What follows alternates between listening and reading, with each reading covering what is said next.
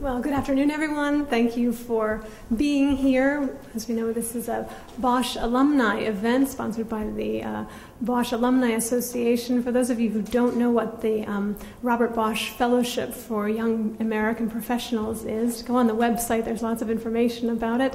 The fellowship, if I'm correct, is in its 29th year this year. And there are many of us around the table from some of the earliest Bosch years. But we also have around the table guests from outside the Bosch community. Very happy to have you here. We're hoping for a candid, open, and really super discussion today. We have, as you know, here to my right, Adam Posen.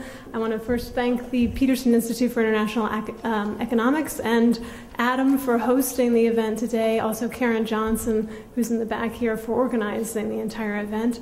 But we're so lucky to have Adam back closer to home on this side of the Atlantic so we can take advantage of his expertise in the Bosch alumni community here. Adam was a member of the 9th Bosch class, Bosch IX, and as many of you know, he will be stepping up to become the director of this institute in January to replace Fred Bergsten, who is retiring after setting up this institute. One of the premier economic think tank in Washington, D.C., with apologies to Brookings over in the corner. No apologies. Sorry. Okay. Adam has just come back from a 3-year stint in London with his wife, Jen. He was an external member of the Monetary Policy Committee at the Bank of England. England's, the UK's central bank, the old lady of Threadneedle Street, so maybe Adam can tell us what the heck that means. But he was, as you know, an authority on economic and monetary policy globally, and a specific expert on the Euro area and Japan. To my left, we have Peter Fischer. We're very lucky to have Mr. Fischer today. He's Minister of Economic Affairs at the German Embassy here in Washington, and served as Deputy Ambassador to Israel a couple of years ago, I guess prior to his Washington Post, and held several senior positions in the Foreign Ministry of Germany before coming here and going to Israel and the US. So we have a great panel. Each speaker will give us 10, 15, 20 minutes introductory remarks. I think just to set the stage here, I might say that we're in an interesting time in this Euro crisis, right? The worst may be over. We don't know whether that's wishful thinking yet or indeed fact. We do know that we're entering a new phase of this crisis. That's why we entitled this this panel EMU 2.0. So a reconfiguration, a re-engineering of economic and monetary union. And there are a lot of open questions, though some of the tail risks, as economists put it, sort of the risk of something really bad happening, of economic and monetary union no longer existing, has somehow diminished. Certainly, I would say sharply diminished.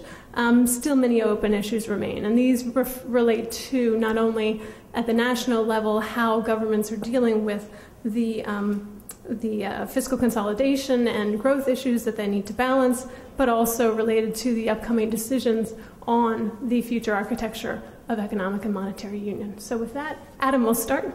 Thank you. Thank you. I have to take a minute and say how grateful I am. It's a nice small group, but an extremely high quality group, which has always been true of Bosch and of IIE, we like to think. The Bosch Fellowship, again, I don't need to belabor this for this group, but it meant a very great deal to me. At least my friend from the embassy should hear this. In 91, I applied to go to the Bosch Fellowship to Germany, and I hated grad school. And I was really intrigued, and this was a fellowship not only to learn about Germany, but actually work. It was the great Germanic thing that you had a fellowship in which you would go work and do something, not just to study. And I think I have a couple Bosch classmates, Lauren and Rick, around the table, as well as old friends, who I think did the same thing and felt much the same way. And it was a major experience in my life. It was my first time really abroad and had a big effect on my career. So, which seems to have gone okay. And so on that note, I'd also like to welcome all of you to the Peterson Institute. It's a real pleasure for me to get to host people here, although grateful to, obviously, Karen in particular for having the idea to do this, and I'm glad you thought there'd be interest and all. Amy did not get introduced, perhaps because deservedly she needs no introduction, but Amy is Bosch XI, I believe, and she and I have been partners in crime off and on for several years, as she's been the economist, the ongoing economic memory at the European Union Delegation to the U.S. So you should also get her views on things as we go forward. Anyway, enough prelim. I will try to be useful and entertaining. There are a couple people here around the table who are truly expert. I will try not to say anything that they will have to correct too much. I'd like to put EMU in context, EMU 2.0 in context by starting with what EMU 1.0 was. And I think EMU 1.0 was the marriage of Brunhilde and Javier. And so let me explain a little bit of what I mean by that. So say you're running an advice column, you're Dear Carolyn in the Washington Post. I forget what the German term is for a Krankenschwester. No, that's a nurse. You come along and you're a marvelous, sober, hardworking, high-saving German Hausfrau named Brunhilde. And you write to the advice column and you say, Dear Carolyn, I have fallen in love with this marvelous, exciting younger man named Javier. And Javier is bright, Javier is energetic, but he likes to stay out at night, and he's got a bit of a spendthrift lifestyle, not exactly what I'm accustomed to. You know, can I change him, or do I wait till after the marriage to see what happens? And Dear Carolyn, if she's worth her salt, as Ann Landers once was, writes back and says, you don't remember guys and dolls. You don't go into the marriage looking to change the person. You either accept them the way they are and you work out a modus vivendi, or you decide it's not worth it as much as you love them and you don't go into the marriage. And what happened was Brunhilde decided to marry Javier for a host of very reasonable reasons, and the love was sincere, but like most couples, they ended up fighting over money. And they fought over money in a very consistent way, which is that Javier has indeed sustained a job. It was a good thing that Brunhilde didn't marry her ex-boyfriend, Athanasios, because he was really a problem. But Javier has sustained a job and largely pays his bills, but, you know, he also likes to have a good time. And he is much more of a risk taker. So, you know, he said, well, maybe I should have a new business, maybe I should try and get us a second house, maybe I should do this. And Brunhilde was much more inclined to just sort of take the paycheck home, put away a bit every week, and leave it at that. Now, if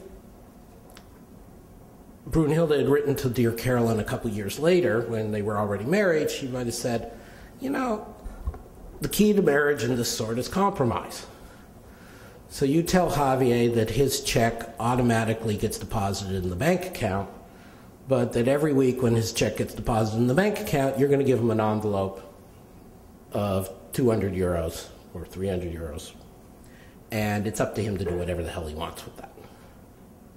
And maybe in this way, you could get along with each other. You'd give him his freedom, he'd give you your security, and it would be okay.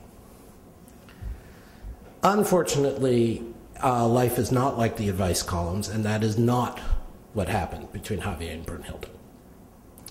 What instead happened between Javier and Brunhilde was Brunhilde, in the form of banks across Northern Europe, not just Germany, Netherlands, Finland, Austria, counts as Northern Europe for this purpose, put a lot of money into Spain, Portugal, Ireland. And a lot of the money they gave to Spain, Portugal, and Ireland was wasted. And it wasn't wasted that much in the Greek sense of outright corruption and just pure waste. It was waste in the sense that we here in the US are well familiar with. They built a lot of real estate that turns out not to be that valuable. And they built a lot of new businesses on the assumption that, or at least the speculation, that good times would continue forever. And these were not ex ante evil or stupid decisions, but they turned out ex post to be very bad decisions. And now that money is gone, truly gone. And the question is, how do we arrange who takes the losses? And so when we turn to EMU 2.0, there is a tendency in certain discussions, particularly in discussions led by Northern Europeans, not just Germans. I mean, when I refer to Germans, I don't mean average Germans. I mean German officials, Dutch officials, so on.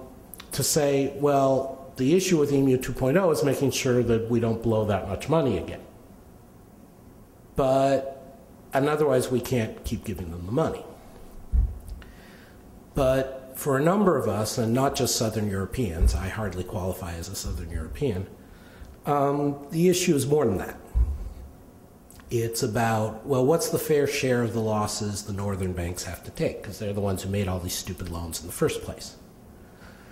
And leaving aside the issue of fairness and what happens next time, if you want to get the economy running again and you want to be paid back, what's the best step? Is the best step to play hardball? Is the best step to restructure the debt and make it so these economies get off their back? And this is a legitimate debate. But for a bunch of political reasons, understandable political reasons, the strength of the argument has tended to be with the people who lent the money and who say, no, it's all about the people who squandered the money have to pay us back in full. And this is why, and this is the most insensitive thing I'm going to say towards the German government, then I'm going to say something much more positive after that. And the minister can, of course, object and correct me. Yeah, as he gets ready to say with his pen. Very good. In economic terms, what is going on, or what had been going on more accurately until very recently, was very similar to what Keynes called the transfer problem, which is a nice way of saying what the Allies did to Germany after World War I. So, and I'm not the only one to say this, Barry Eichengreen, the noted economic historian, has made this analogy. Gabor Steingart, the right-leaning editor of Spiegel, has said this. Essentially, what happened after World War I, leave aside the minor fact of the war, in economic terms was France and the US and the UK, but particularly France and the UK, came out and said, Germany, you owe us unbelievable amounts of money. And you owe us this amount of money in gold, in what was the fixed solid currency of the time, in dollars. And we're not going to let you depreciate your currency to become better able to pay this and better able to compete, because then you'll compete with us for exports. But we're not going to let you pay less than the full amount because we're owed this full amount. And so the way you have to get enough money in hand to pay us off is you have to crimp and save at home. You have to consume less, you have to cut wages, you have to cut consumption, you have to do what's called nowadays an internal devaluation. You have to make yourself so competitive, but you can't do it through the exchange rate, and you can't do it from getting a break on the loans due. You got to do it just by crimping back yourself. And what we found over time in that period was in the late 20s and early 30s, this did not have good results. It did not have good results in political terms, which I don't need to belabor, but it did not have good results in economic terms. It became effectively self-defeating. That the more demand contracted in Germany and the countries required to pay reparations, the less they were able to pay. And eventually we had a plan for reducing the debt, in which the US took the lead, but also France and the UK said, okay, realistically, we have to let Germany grow its way out of this. And so they cut back the amount of debt, and they changed the value of the Deutschmark. And then there was still debt to be paid, and the German government, quite honorably, I believe the final payments were done not that long ago. But you had to do it, the restructuring, to make it go forward. And an analogy, again, from more current life is here in the US, where we have this debate about mortgages, right? So we've had a huge amount of houses built in Nevada and California and Florida and various places that are now totally useless. And, you know, some of those loans were gotten through lies, call those the Greek loans. And some of those loans were just ex-ante. People were too exuberant and thought, wow, Las Vegas is going to keep doubling in size every 2 years. I got to have a house there. But the bottom line is, from a practical economics point of view, as long as that debt is overhanging the economy, as long as households are carrying that big set of debt and mortgages and obligations, they're not able to respond to economic opportunity, to investment, to demand the way they normally would.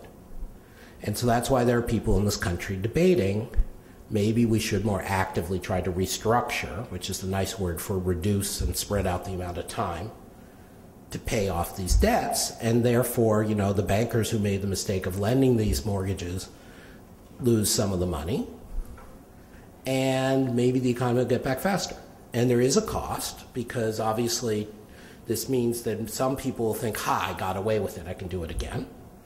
And there is a cost because all of us in some form own stock or bonds or savings in these banks, and so losses to these banks do at some point redound on those of us who are lucky enough to have pension funds. But it's a real debate, a real discussion. And to me, that's the core discussion that should be going on in the European Union, particularly in the Euro area right now, is yes, Germany and the Netherlands and Finland and Austria are right to say a lot of this was the fault of the Javiers of the world. Yes, there is a problem of wasting money, and then what happens to the perfectly sober Brunhildes, the sober savers at home, why should they be punished for folly? But on the other hand, as a matter of pure economics, if the debt is too large to be paid back and the existence of the debt in a fixed exchange rate system, you're in the euro area, you can't depreciate and say, okay, suddenly I'm more competitive, is consigning countries in Southern Europe to years of recession and shrinking wages. Maybe on balance, it would be better to restructure.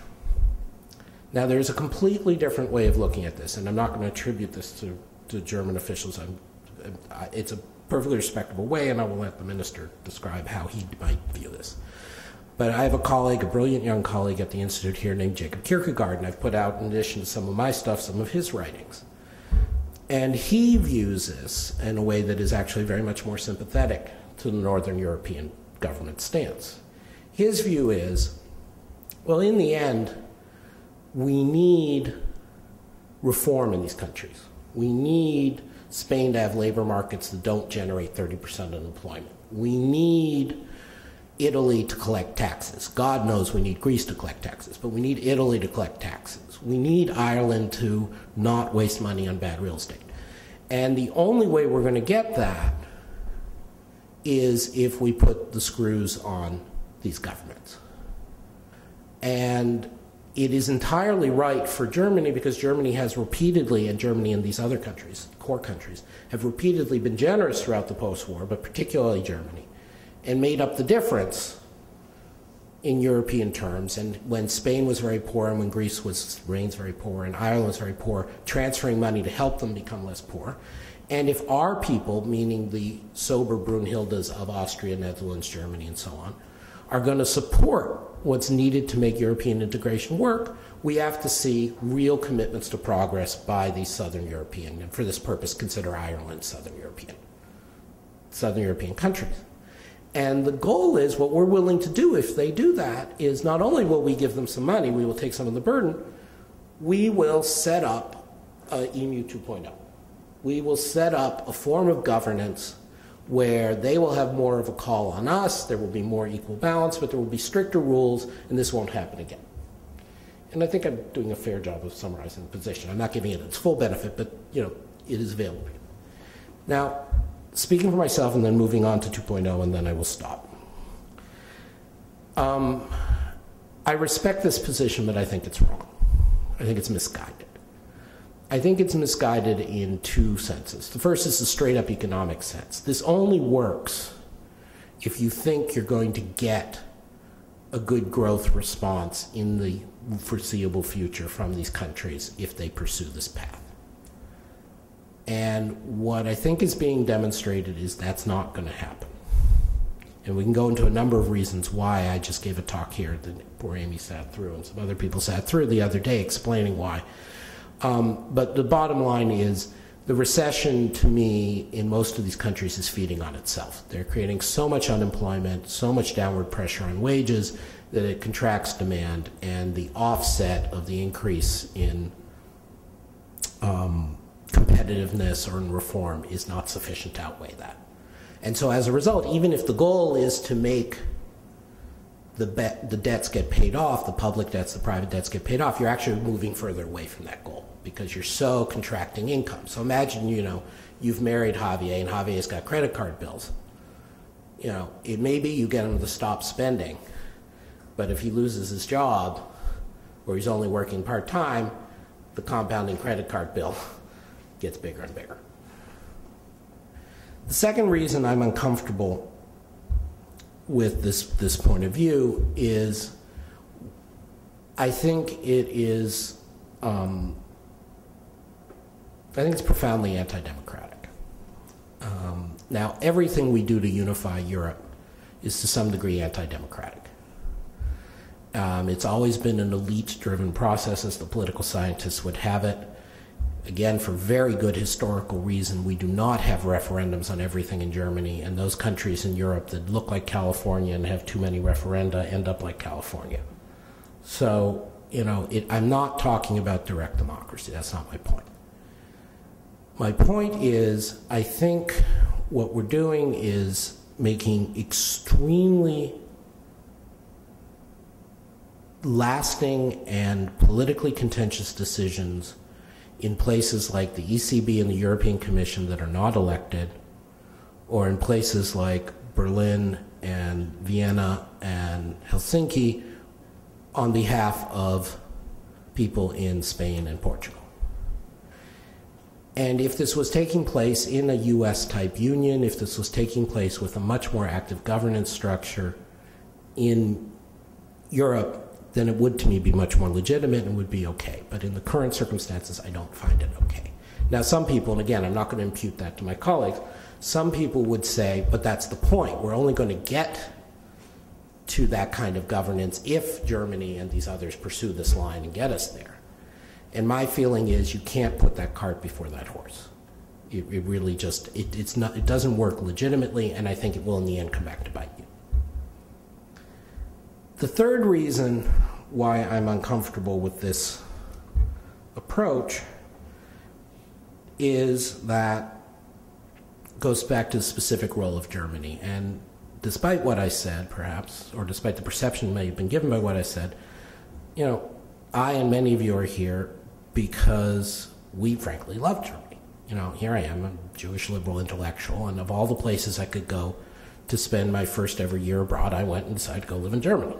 And I specialized in German studies, and I kept going back year after year after year. My wife has been dragged with me to Berlin and Frankfurt God knows how many times. I'm going again in March. And so while I, in a sense, feel the pain of certain people and certain groups in German society who say, I don't really want Javier, let alone Athanasios, getting rich off my back. Or I understand why an Angela Merkel, the chancellor can say to me and a few other people, as she did in a meeting a couple of years ago, you may want me to do that, but let's be realistic, I don't have the votes. I can understand that. But in the end, this is something people might not expect. I sit here and I find myself thinking of Helmut Kohl. And Lauren will remember this. As part of our Bosch program, in those days, way back 20 years ago, you were brought to Bonn for a month when the capital was in Bonn, and you got various meetings. And in our year, we were fortunate enough to get a meeting in the Kanzleramt with Chancellor Kohl. And this happened to be September 1992. And for those of you who are economists in the room, you will recognize that September 1992 was the last big time we had a major exchange rate crack up in European Union. And in fact, we happened to be there the day that UK dropped out of the ERM. And we were sitting there with Chancellor Kohl. And Chancellor Kohl did excuse himself to take the call, the famous call from Norman Lamont that I assure you now, having worked at the Bank of England, I've heard about in great detail. You know, and this was while reunification was still fresh in his mind, and he played hardball with the Brits, which I think in that situation it was entirely legitimate for him to do. But he came from the position of saying to, is everything okay, Yvonne? Okay. Came from the position of saying, I've shown real leadership on unification. I've said that we're going to make Eastern Germany the same as Western Germany, and we're going to make the sacrifices necessary, whether it's popular or not, because it's the right thing to do politically and morally. And B, I'm saying this to the UK because the UK under Thatcher and then Major is not really playing along in a fair way. They're not really joining with the rest of Europe in the full and fair way. And I think, and when I compare that to where we are today, where I don't feel like the peoples of Northern Europe are sufficiently saying, you know, Javier Athanasios, I can't pronounce Portuguese, João, whatever his name is, you know, they are my brother. They may be my ne'er-do-well brother. They may be my brother I shouldn't keep lending money to for business projects, but they are my brother, and if it turns out I'm putting in more than they are, well, to hell with it. And that we're lacking the sense of recognition of just how much Ireland and Spain and Portugal, again, leave Greece out of it, have been doing to stay in Europe and to be part of Europe. And so for me, this is disappointing. I remain hopeful, and I'm not supposed to be partisan, but anyway, the new candidate for Chancellor on the Social Democratic side, Pierre Steinbrück, has come out very bluntly and is now starting to attack the CDU from a pro-European perspective. And I view this as a sign that public debate in Germany is moving. Whether or not he wins, whether or not that becomes the main thing, it's a sign that that point of view is rising, which to me is the natural point of view of post-war Germany, and it is one I hope that Germany returns to. Thank you very much. Hey, Adam, thank you for these interesting remarks. Great food for thought. I hope you all are jotting down questions. Now we will turn to Peter Fischer and unlikely Brunhilde. Well, thank you very much. First of all, I'm delighted to join a group of Robert Bosch alumni and people associated with their program, because in so many places I meet people who have participated and have, say, the same kind things about it. So it really is a very good program. I'm also delighted to be at the Peterson Institute. In the year and a half that I've been posted here, I've attended many a good meeting here, and so it's really an honor to get a mic in this institute. I can assure you this won't be the last time. Thank you. Now, Adam, you put out a grand panorama. What I'm going to try to do is respond to some of the points you made and work in my little spiel that I do about the euro in general. Before that, I should make some introductory remarks. I think I'm going to contest the central part of your thesis, which is that the Germans and other, let's call them Northern Europeans, don't accept that the other Europeans are our brothers. I don't agree with that contention, and I'll come back to it. So the good news is that, that's the point I'd like to make. Then Amy mentioned I have an association with Israel and with German-Jewish relations, and so I think Germany is a great place for a Jewish liberal intellectual, because we had a great tradition in that, which was interrupted in the most terrible way, of course, but we're glad that it's returning. Then I also served in London, and I say it only partly in jest, that it seems you've been in Britain too long because you had to mention World War I. Well, the war is over. Weimar Germany is not comparable to current Germany, and the Europe of that time is not comparable to the Europe that we enjoy today.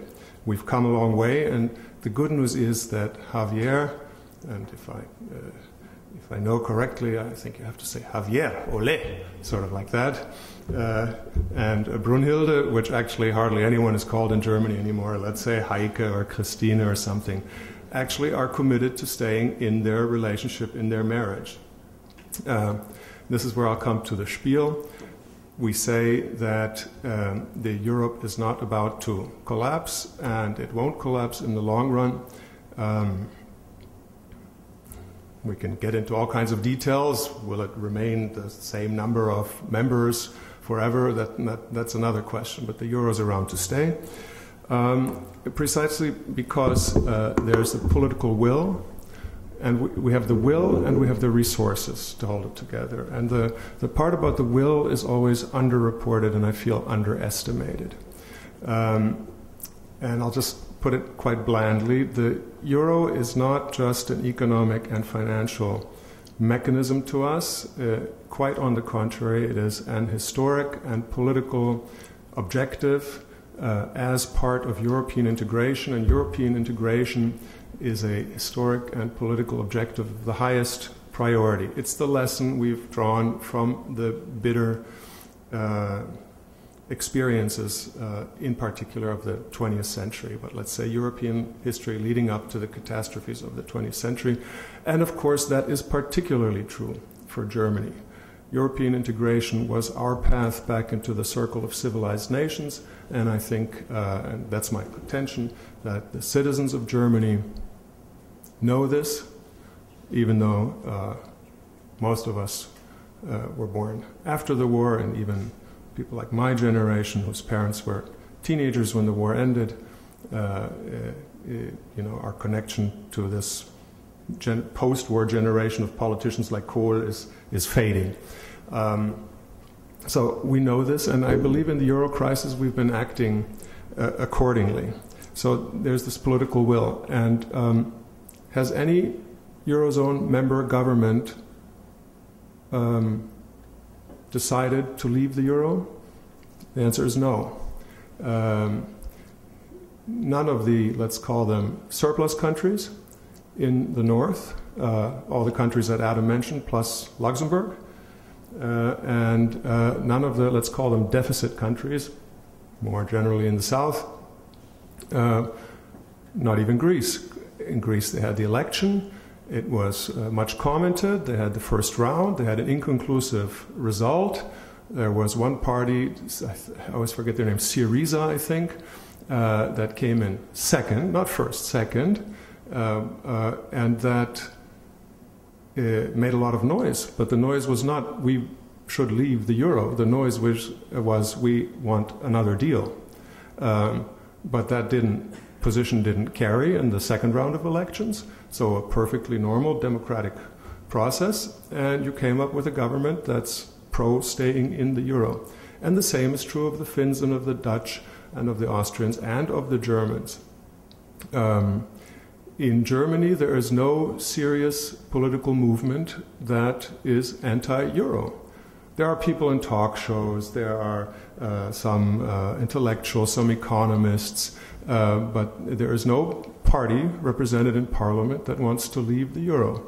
It's either, let's say, if you take the political constellations, the government we have now, the Conservative Party and the Liberal Party, who have shown, we say, a considerable degree of solidarity and taken a considerable degree of financial risk on behalf of European unity, or the other major constellation are the Social Democrats and the Greens, and as Adam said, they are much more in favor of integrationist solutions and much more in favor of sharing financial risk and mutualizing European debt. So a combination of those parties will form the next German government if they both live to see the day. The next chancellor will either be Angela Merkel or Per Steinbrück. So there's only the left, and they would mutualize anything anyway and tax everyone and redistribute money. So in Germany, that's the case. I think that reports of Eurosceptical parties coming up as a result of the tensions in the Eurozone are overreported.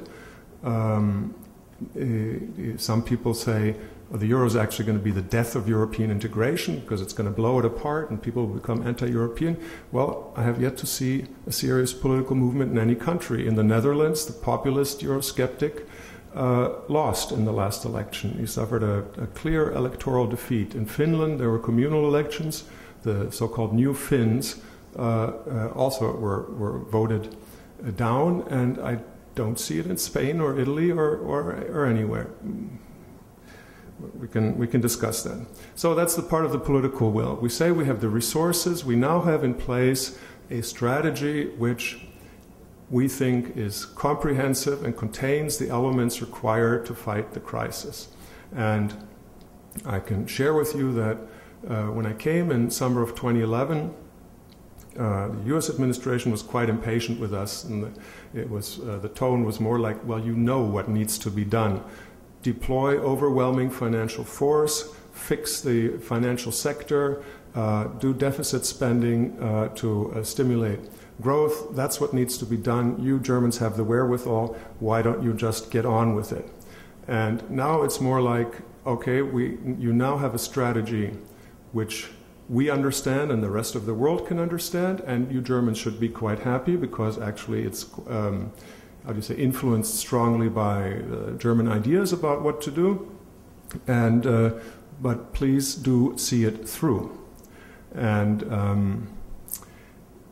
so there's three elements to the strategy, which are governmental, and then there's a central bank part. One is the firewall, so-called ESM. So you have, and I like to think of it like an IMF for the Eurozone.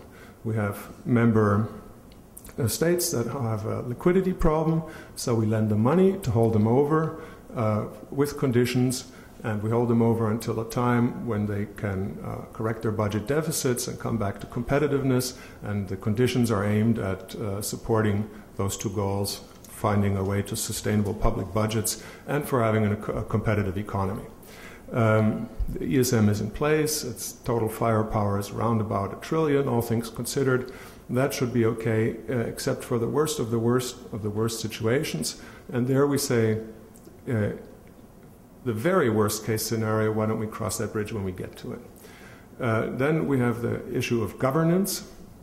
When the Eurozone was founded, it was clearly not an optimum currency area. Some of the characteristics of countries, or some of the characteristics you should have, according to economic theory, in a group of countries that decide to merge their currencies, clearly weren't there, and it was in a political situation of the Iron Curtain coming down, the Berlin Wall falling, and I like to say it was like the last reassurance for our European neighbors that Germany won't raise its ugly nationalist head again, but will remain integrated into Europe. Before German unity, some of our neighbors kind of wanted that final reassurance, which was, let's integrate our currencies. That way, the history of Germany in modern times is that we're just a dang big block in the middle of Europe with 9 neighbors, and quite powerful, and we abused that power. And then when the Berlin Wall came down, it was actually a big success of the Federal Republic of Germany, that all our neighbors, and especially the USA, said unity is fine, but some of our neighbors said just that last reassurance will give us a clear path ahead for all eternity to come. So there were some deficits, and the main one being that we didn't have a comprehensive economic and financial policy. We had 11, I think we were 11 members at the time, 11 different economic and financial policies. So we're correcting that. The buzzwords are European semester, where the member states will present to the European Council in Brussels, so to their peers, to the other governments, their economic and financial plans, and there's some mechanisms to get them to stick to the plans they present. The European Commission will analyze those plans, the economic plans for economic imbalances, the financial plans for financial sustainability. So governments will come to Brussels and say, this is my budgetary plan, and they'll actually present it in Brussels before they present it at home to their parliament. That's a huge step. No taxation without representation. So the union is evolving and towards more integration in that area. And we have two planks of coordinated policy that have already been agreed. One is the fiscal compact. All the Eurozone member states agreed to put into law, or better yet, into a constitutional amendment, a plan for a balanced budget. I think they've all, signed off on it now and ratified it. Germany has it in its constitution. Our budget deficit, I think, is 1.5% this year, and we'll balance the budget by 2016, as our constitution requires us to do. So I always like to point out difference to the United States. We do have a balanced budget amendment. You don't. And by the way, all our fiscal indicators for Germany are much better than for the USA, and for the Eurozone as a whole, including Greece, are clearly better than those for, if you take the Eurozone as a whole. Not Greece and the USA, but the Eurozone as a whole, because Greece makes up the huge number of 2.5% of the Eurozone's GDP. So that's one plank of coordinated financial policy, and there's a plank of coordinated economic policy, and that's the so-called growth pact. We had this big debate, austerity versus growth. I think you know about this debate. And so to complement what some people call austerity, we call it growth-friendly fiscal consolidation. A growth pact was decided, which comes to 1% of Eurozone GDP. 120 billion euros are available for investment into growth-inducing projects. We can come back to, where do we get growth from? Of course, that's the key question. But there's some money available. So it's not all austerity. And then the fourth element that, as a member of the German government, we kind of are proud not to comment too much, is central bank action. The central bank has come a long way from the the central bank has come a long way from the treaty that formed it, where there's only one goal that the central bank should pursue, and that's price stability. And there is an explicit prohibition of monetization of public debt. But as in America, the European Central Bank has been engaging in several rounds of unconventional monetary policy, where they buy state debt to ease the situation. And in a way, there's a deal between Brunhilde and Javier that, and we say solidity and solidarity. And you quoted, I like the sort of second third of your presentation. That's the part I really thought was good when you mentioned the paper by Fred Bergson and Jakob Funk Kierkegaard, because I really like their language that they used. We're caught between a rock and a hard place. We have to choose between tough options. There's no easy solution to any of this. Just as in the United States, there isn't an easy solution to finding your way back to growth after a deep debt crisis, where some of the debt is still floating around, and you had a deep recession after that. So in a way, we're faced with similar conundrums. And what was I going to say? Yeah, I like Kierkegaard. Thank you very much. And so we have some good economic principles on which the Eurozone was founded, and they were in the contracts and in the treaties. And there was the Growth and Stability Pact. 3% budget deficit, 60% debt to GDP ratio, about 1.5% to 2% inflation, no bailout clause, and no monetization of state debt. So very orthodox German thinking. And those are good economic principles in our view because they correspond to the view that low inflation and sound public finances are the basis for long-term stable growth, and that's what we wanted. But we all violated those principles, so we say we have to, making kind of a bargain. We will practice solidarity. We will lend you money. Maybe in the course of things we will forgive some of the money that we lent you. We won't, we'll have to declare that it's gone and won't be coming back. And you will go on a path of more solidity. You will consolidate your public budgets, and you will do reforms in your economy to the labor markets, the product markets. You will make your public sector more efficient where it's inefficient, so that your economy can be more competitive and you can earn income again. And Jacob and Fred Bergson said this process has to be synchronized and proportional in order to be feasible and legitimate. Feasibility part addresses the fact that you won't do anyone a favor if you ruin the AAA ratings of the surplus countries in the north. That will make any support we can give to our European brothers more difficult and more expensive, and might all go down in a spiral. Mind you, we like to say our fiscal situation in Germany is quite good. It's relatively good. Some people always talk about the nicest looking horse in the glue factory.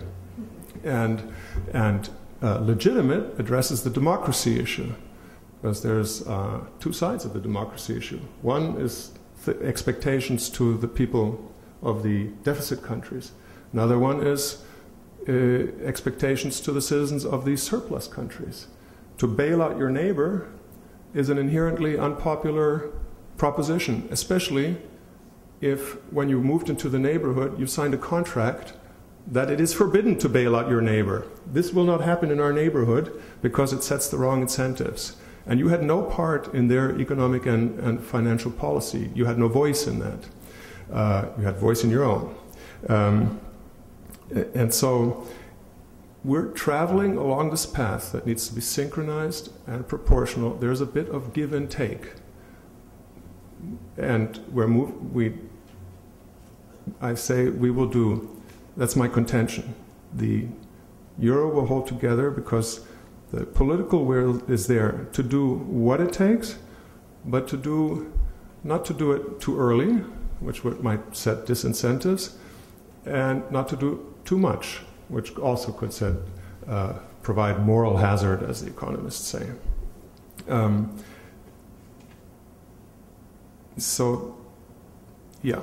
then I'll come to the conclusion of my remarks. We're traveling along that line, and then, of course, we're 17 sovereign nations in the Eurozone. Our political process is messy, just like the process on Capitol Hill is messy. Someone said recently that every time there's a Eurozone decision, everybody says, oh, finally, they decided on banking union, or they finally decided on the ESM, and then everyone argues about the details, and there seems to be some stepping back and so on and so forth. So a decision by the European Council or the leaders of the Eurozone on the Eurozone crisis is a little bit like a Christmas present that you say, oh, here's my toy car, and then you open it and it says batteries not included, assembly required. But that is a process that is normal. We just can't change it. That's the reality of things. So We're moving along a line between solidity and solidarity. My contention is the political will is there to do what it takes, because we all appreciate what the euro means for us in terms of peace, in terms of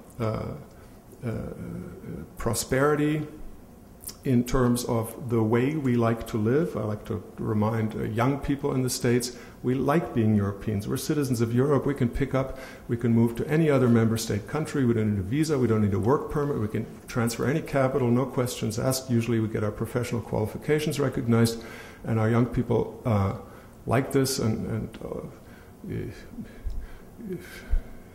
moderately old people like myself also like it. So we'll hold it together. The big question is really, where will growth come from? You addressed that, Adam. And then just one reaction to your, you mentioned coal, and that comes again to the democratic legitimacy. The Germans made an economically poor deal when German unity came around with the conversion of D-Mark to Ostmark. I think that conversion rate was on the altar of unity. That was, we lost competitiveness for quite a while. We became quite expensive, right? Then again, we were asked to, for political reasons, enter into monetary union when economic arguments might have spoken against it.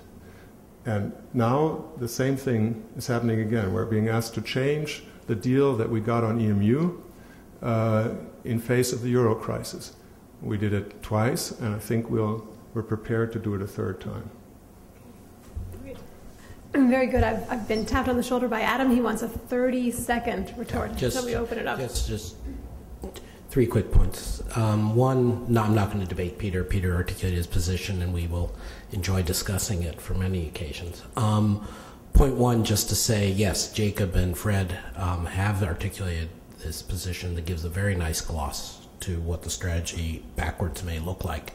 And that's why I put out their materials for you to consider. And as Carlos, who was here before going to Brookings, and as Bill, who's always here, knows, the language I use to describe Fred and Jacob's work on this is not always as charitable.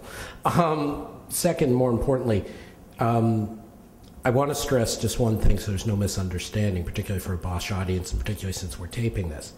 The difference between where Peter and I are is really more not about the forecast. I mean, there was nothing I said that suggests the euro area will break up. And in fact, I don't believe the euro area will break up, at least for several years. And if you're interested, you can go to the IAE website. I just gave a talk on this last Thursday.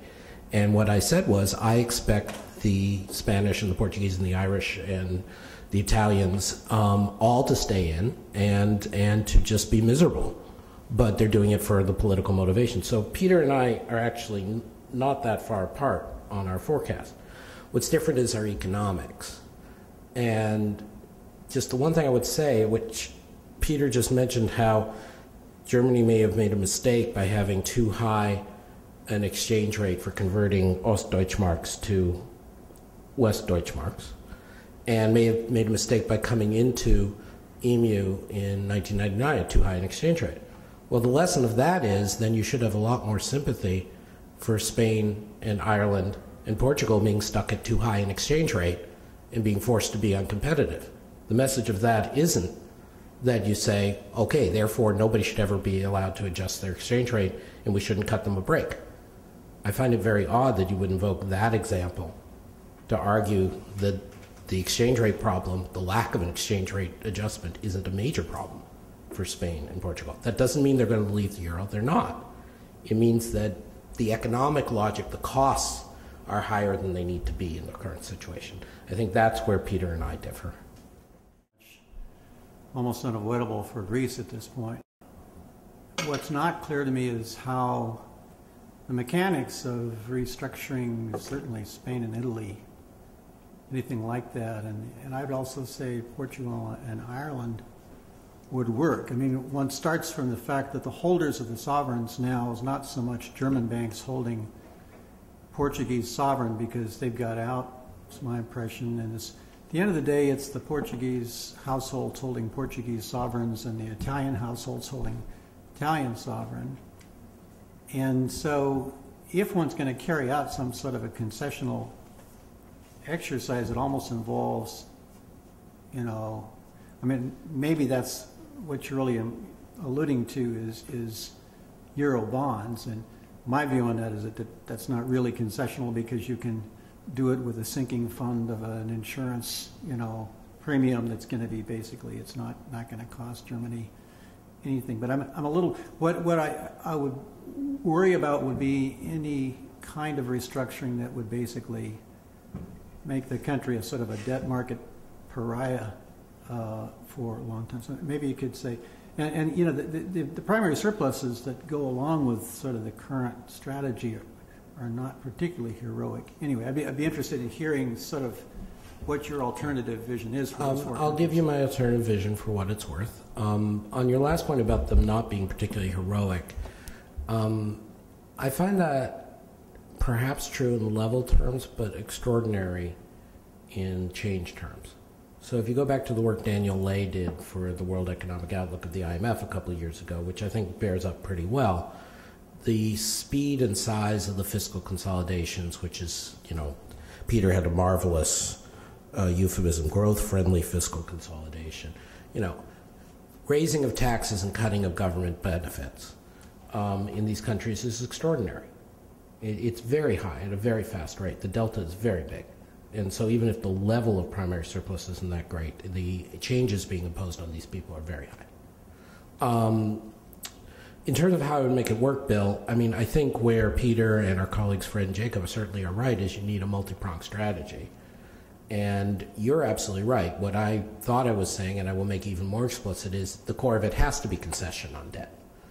And part of the reason it has to go the way it goes is because, frankly, I was trying to be nice in my initial remarks. I mean, another way of looking at the so-called solidarity of the last few years was it was buying time exactly so German, Dutch, Finnish, Austrian, Luxembourg banks, and some Italian, could essentially transfer their bad loans for which they should have been responsible onto the public sector balance sheets of Portugal, Spain, and Ireland. And so that they wouldn't show up as recapitalization for the German government or the Dutch government, they would show up as an additional tax obligation of the of the Portuguese taxpayer. And so that you're absolutely right that at this point, a lot of the bank debt and sovereign debt are basically held by the banking systems in these countries. But how do you get around that?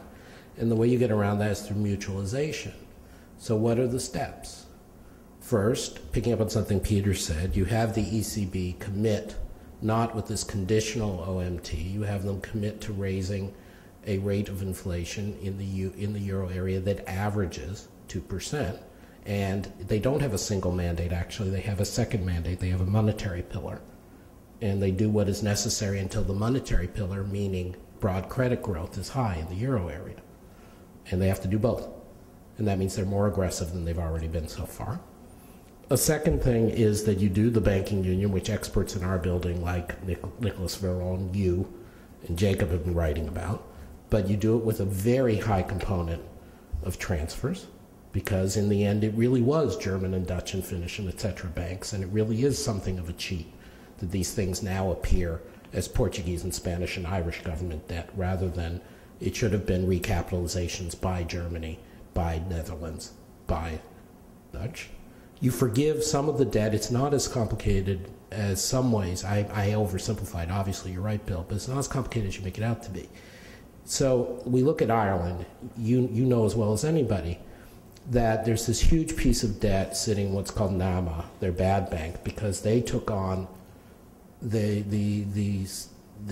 debt of their private banks that went bust and put it on the government balance sheet.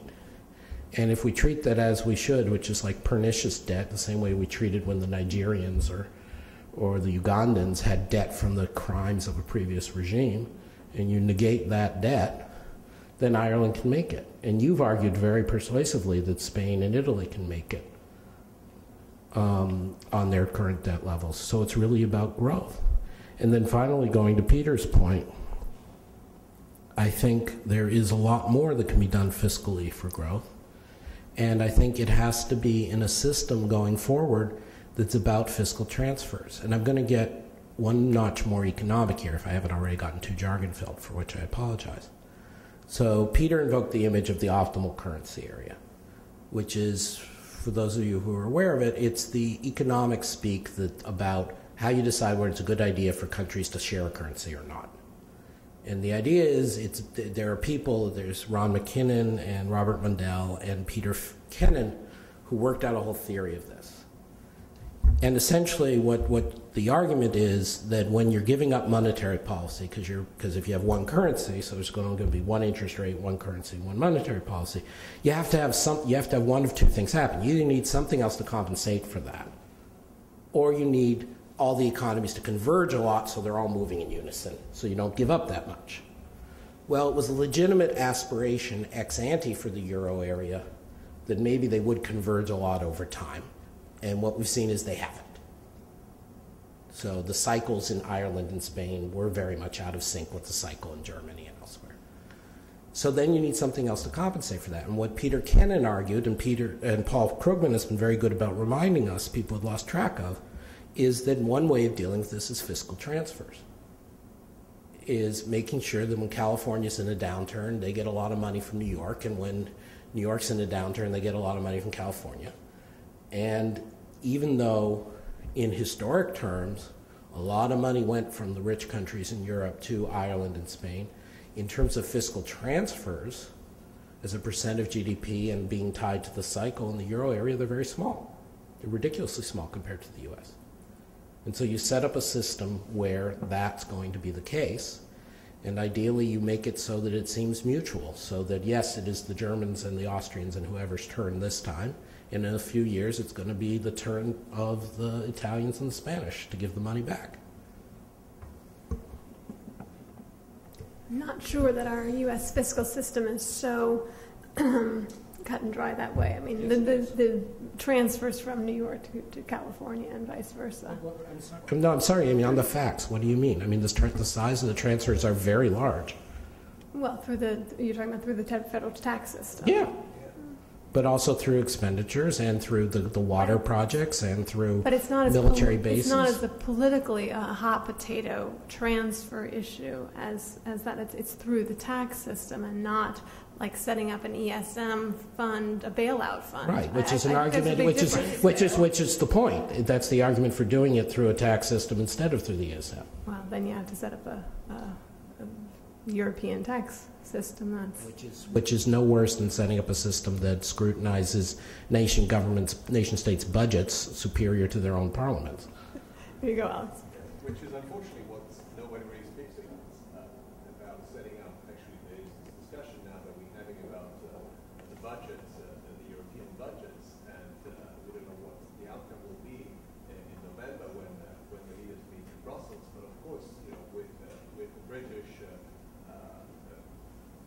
slamming on the brakes and the Germans trying to bring them back into the fold, but basically using the British as an excuse to say, we're not going to go the route of increasing the budget, but making substantial increases to the budget, which would be one way to move in that direction. Because if you increase the budgets, the Brussels budget, over time Brussels could take on some of those expenses of transfers that was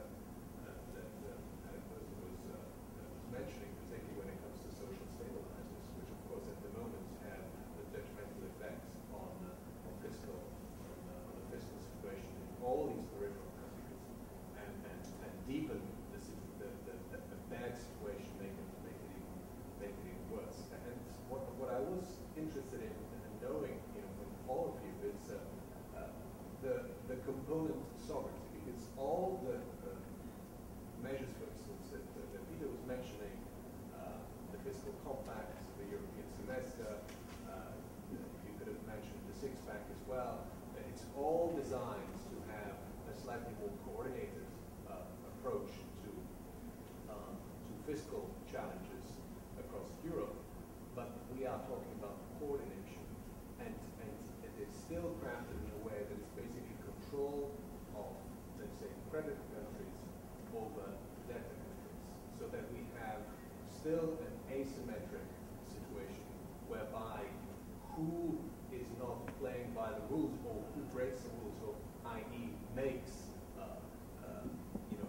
deficits or increases its deficits, will be controlled and punished. But if you don't do anything bad, there won't be any control of you, and therefore there won't be any substantial transfer of sovereignty from those creditor countries to the core, which is, I think, a politically very important part of all of this, and there needs to be some kind of symmetry in all these transfers, because otherwise, over time, especially if the recession deepens and it stays where it is, and countries like, particularly big countries like Spain and Italy, will have huge problems with that. You have, the balance is out of whack, and the finger pointing towards Berlin, despite all the true things that you said, will be even more vicious because they will always, they will perceive, the public opinions in those countries will perceive anything that goes into the direction of more Europe as if it was more Germany rather than more Europe, and that's a dangerous way to tackle the problem, I think. Ich stimme ganz zu, aber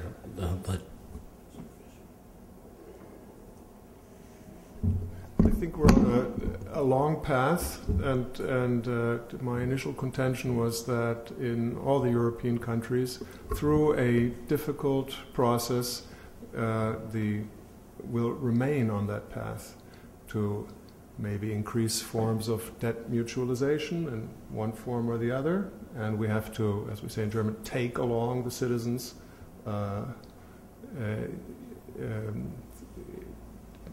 depending on what issue we're talking about, whether we're talking about transfer payments, mutualization of risk, or transfer of sovereignty, so changes to the political system, we have to bring along our citizens with the arguments that concern them most in each case.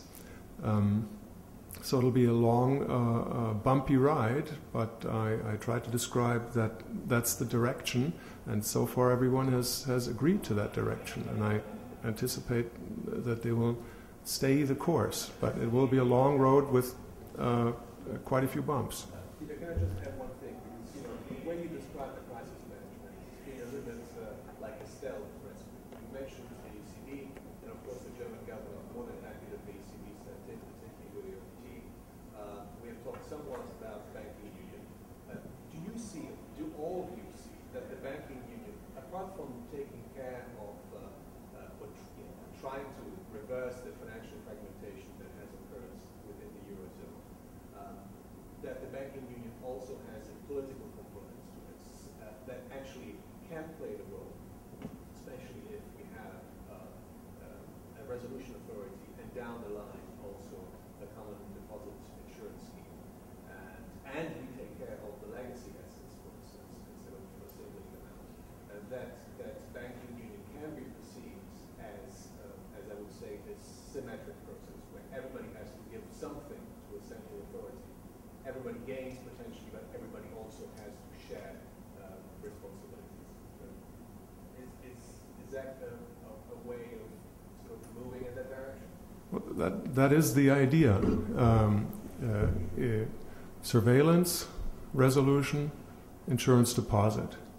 Now, I'm not involved in the negotiations on the details, but I think the discussion about legacy assets is another one of those political issues, that you have to frame something politically in a way so that you can carry forward the project. And in Germany, people say, they bring it down to a very basic kind of argument. They say, why should the old pensioner who has been saving every year contribute to bring her savings into saving a Greek or a Portuguese bank? That wasn't part of the deal for her. So that probably doesn't frame the problem in the right way, but that's how the political discussion is frequently framed. So again, this things have to be feasible and legitimate, and there's a democracy aspect to the German populace and the German system as well. Feasible and legitimate are nice. Things also actually have to work. Basically, the banking union, I'm very much sympathetic to where you're coming from. I am a little less worried about everything being blamed on Germany in the sense that it leads to a political backlash, and I think you are, as I've said, along with Peter. I think that people are going to stay in, and the mass majority of these countries are going to stay in, but that doesn't mean it's any good. It doesn't mean it's the optimal outcome. And so when we look at banking union, we can say all we want about the degree of difficulty for European policymakers, particularly German policymakers. We can say all we want about principles of moral hazard and so on. But picking up on something you said, in the end, you've got to deal with what the reality is on the ground. And there are two big realities on the ground. The so-called legacy debt, which is essentially being characterized in the Northern European narrative, which dominates the discussion as the wages of sin, has to be removed. Even if you believe it's completely sin, if you don't reduce that in the near term, it will only grow bigger. And that is ultimately, no matter what my colleagues Fred and Jacob say, or what Minister Fischer says, is ultimately the economic reality they're not grappling with. That you can say, well, we can't do it any faster, and we can't do this, and eventually we're going to get there. But if you're essentially on a path to double the debt in 5 years because you're making the debt problem worse, you're not going to get there. And the second point I would just make with respect to banking union is that it really does have to be about mutualization. And I like what you said about everybody feeling they're going to be in or not. And as I think, Bill, you said the other day in a meeting we had, the major European banks are now essentially like the Chinese banks. There is no interbank market. There is no market discipline on them. So, yeah, we're a lot more calm. Going back to where Amy started the meeting, we're a lot more calm now, frankly, in non-euro area capitals about what's going to happen in the euro area because the ECB has stepped up, because there's banking interventions. But that means that these banks are walking dead. And a lot of them are just racking up more and more bad loans. And so eventually we can say we're going to have a European banking authority that has surveillance powers and is going to get rid of this. But at the moment, again, it's a moving target, and the target's moving in the wrong direction. Now, it's very good, and I commend the European officials for making it so that the international spillovers and the risk of outright crisis is diminished. But nothing in the banking union agenda is going to increase the viability of, say, BNP Paribas. And that's a big bank. And so it is mutual, because it's going to be French and German and Italian banks that are going to go down just as much as Spanish banks. I don't feel like this is getting out in the sort of parameters of discourse from here. To me, that the shoe that is yet to really drop is sort of private debt and what the banks are holding. And I raised this in various meetings and sort of get laughed at, because when you look at what happened with corporate issuance right after the ECB stepped up, it was. Can you speak a little louder because I want people to hear what you're saying? So this has been like my paranoia for the last 6 months or so, and every time I raise it, people point to what happened with corporate issuance right after the ECB stepped in, sort of September-ish or whatever, record levels. But I'm just a little concerned as to how that debt is going to get dealt with when you're looking at growth trajectories like we're looking at. So I guess that's like, can anyone explain to me why this isn't a larger, more surfaced strain of concern? Second, and it's widening the aperture a little bit of where we've been so far, but related, like when we're thinking through the various options for banking union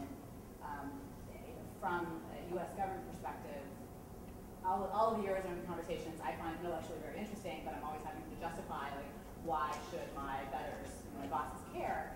And one piece of that, I think, is that the European financial system is a primary mechanism that allows global imbalances to reach the levels that we're seeing. And so I'm curious for your thoughts on whether or not we've solved that. Brussels, I guess, has solved for that transmission mechanism for global imbalances in the various banking union thinking that is being had. And just a final postscript on, just can't quite let this go, on that sort of how bullish we are about how much the young people like being European. I'm not sure that there's enough historical memory that attaches the young people of Europe to all the pain they're with, having to endure, because I'm not sure they're necessarily close enough to, what Cole and people in that generation were experiencing and the reasons why they were pushing so hard. And I'm not convinced that we need a Eurozone to get a lot of the benefits that they get out of the immigration system and ability to mobility and whatnot, because those things seem more separable to me than perhaps they're. Why don't I go first, because I don't want to keep taking the last word, and that way Peter can get the last word. But for those people around the table who don't know you, could you just identify yourself? Jen Harris, State Department Policy Planning Staff. Jennifer Harris is one of the rising young stars who's at the juncture of foreign policy and economics in this government. She's one of the few people who really worries about it, so I'm very glad to have her here. Glad to have everybody here, but given the fervor of her comment, I want to be clear that she speaks with particular authority on this. Let me just add a couple things, and then Peter can give a totally different point of view or not. In terms of the corporate debt and corporate issuance and all, I mean, here's where I don't think I was too long in London, despite Peter's comments. There are ways in which I was, but on this stuff, we at Bank of England were definitely quite terrified about projecting out what the commercial lending, real estate lending was going to look like based on these growth scenarios.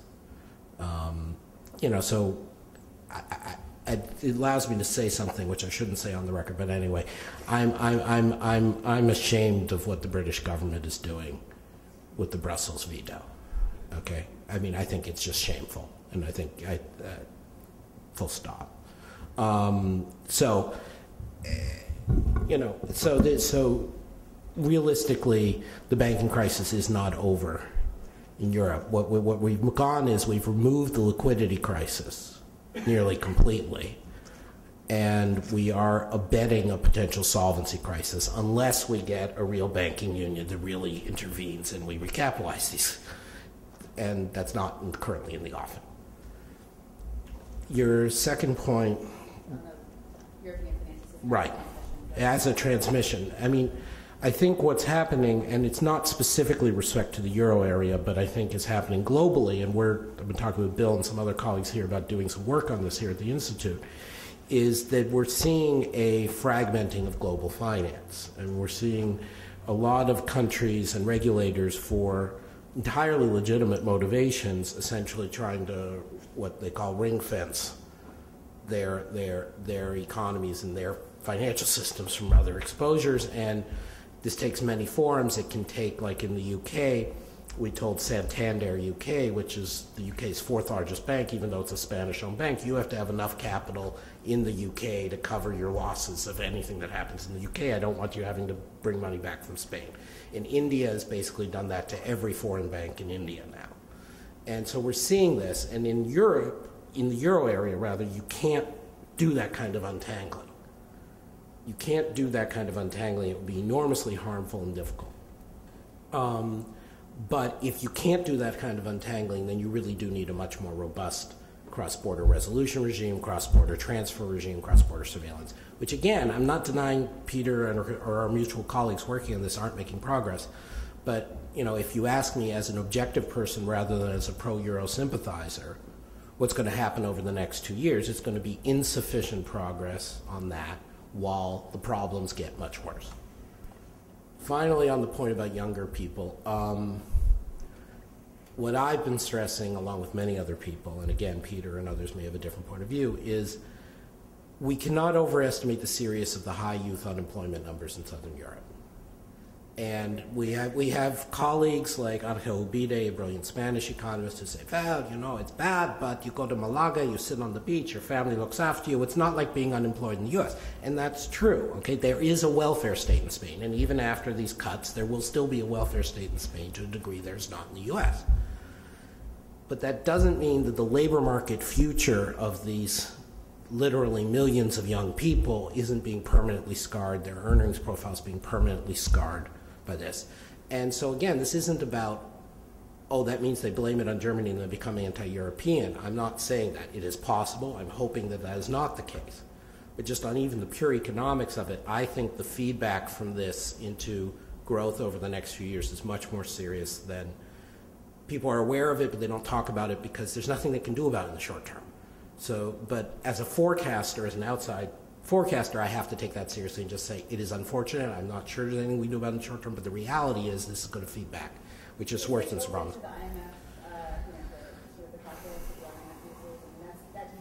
Depends. When you say the calculus, do you mean what their forecasts are, or how much money they give? The skills depth and the competitiveness that you're.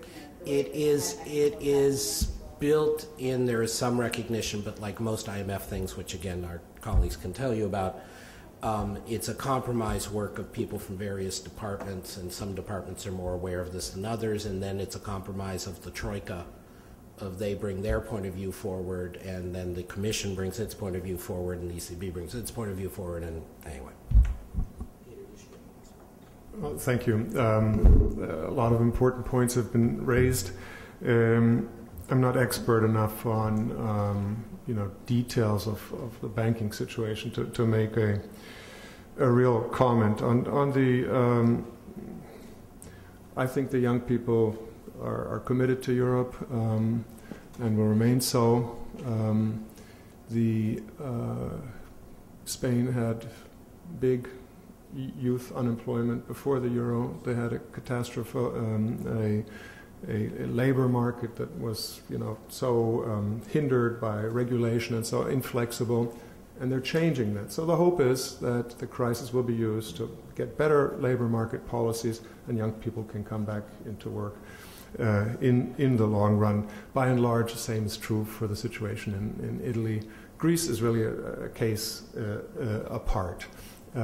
But they're making huge progress. What I wanted to say is that there are some indications that the strategy so far is producing positive results.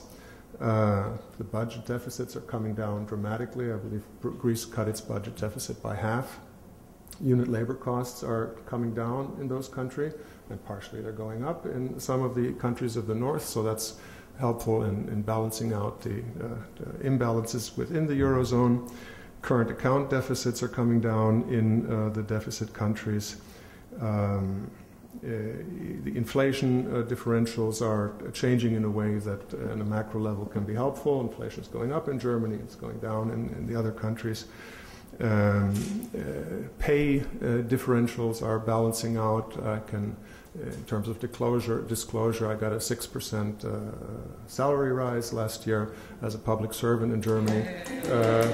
I welcome. This is good news. This is very good news. I welcomed it. I'm spending it here in the States to incite some of your consumption, which doesn't seem to be taking off really. And so, my basic contention was there's a political will to do what it takes, and that probably the Germans and the surplus countries are ready to do a lot more if necessary. That's the sequenced and balanced approach.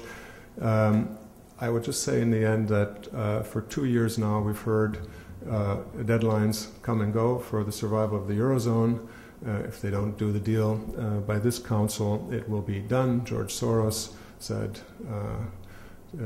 by so-and-so, it'll collapse. It hasn't so far. The